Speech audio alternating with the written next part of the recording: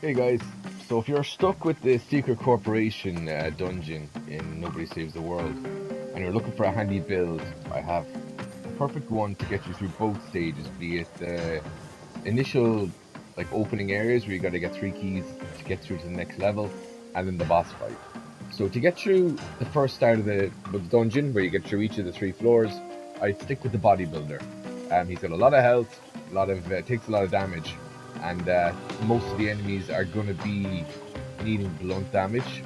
So all you really need to do to bring with you is something that will do sharp damage. So I like to make use of familiars just because they divert a lot of tension away from you, and they allow you then to, deliver a lot of damage while not taking too much. So these two will be your keys. You can add more if you want, but I like again sticking with more familiars just because it's useful.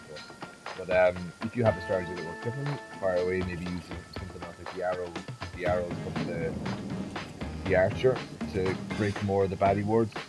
But those two for me are the best. Now, if you can upgrade them to their max, which they do require S rank for most of them, if you can upgrade them to their max, obviously you'll do more damage. But I would stick with those two attacks for the active abilities at least.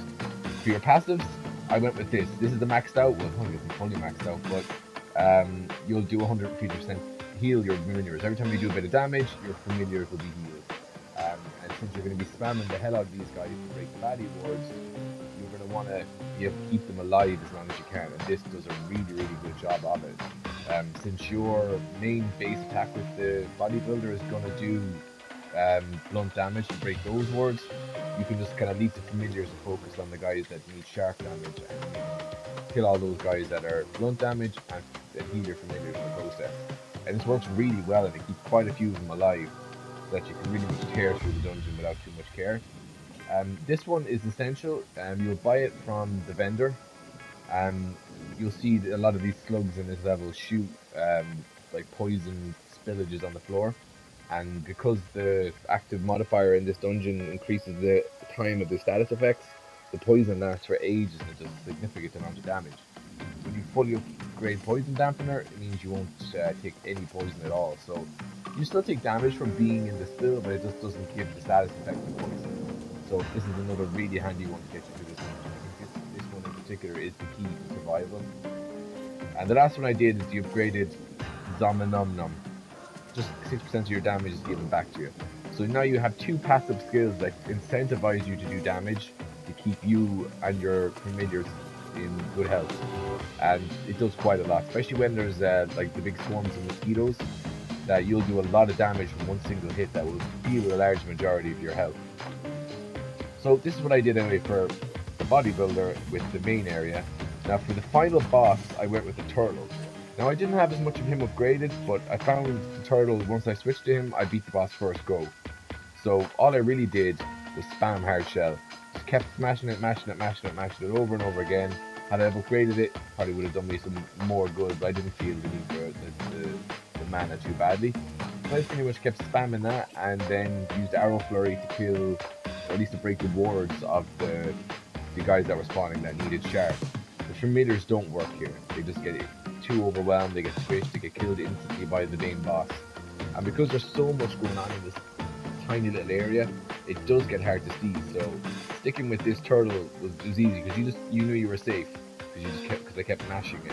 So the skills I went for here were the Crit Cleric to get back as much health as I can, because again, combined with these two, the Dominomnom, I was pretty much getting always full health. I was mashing it so often that and hitting so many enemies that I was guaranteed to get critical with something. It was doing quite a lot of healing for me, so I never even came close to dying with both of these active and just smashing X. And then I used to use Poison Tip because there were a few times where you need to go off and kill the other guys in the spawn, leave the boss alone. And at least if the boss is poisoned, you know he's going to be building, or he's going to be taking a bit of damage over time. It's at least chipping away at him. And likewise with the additional mobs that spawn. Because there's so many of them, you're not really sure where you are sometimes because the turtle is small. When you're spinning around the place hitting everybody, at least they're going to be taking some damage and you'll start clearing people off. And again, at least the poison adds on to your build-up of the damage you deal. So you get quite a lot of healing from these three skills combined. The quick charge helps because the arrow flurry responds faster. ready faster, but I don't think he even had that much of an issue. But I used the Gallop and Slow and Steady just because I wanted to increase my defense against the boss, especially when he's about to do that spin move.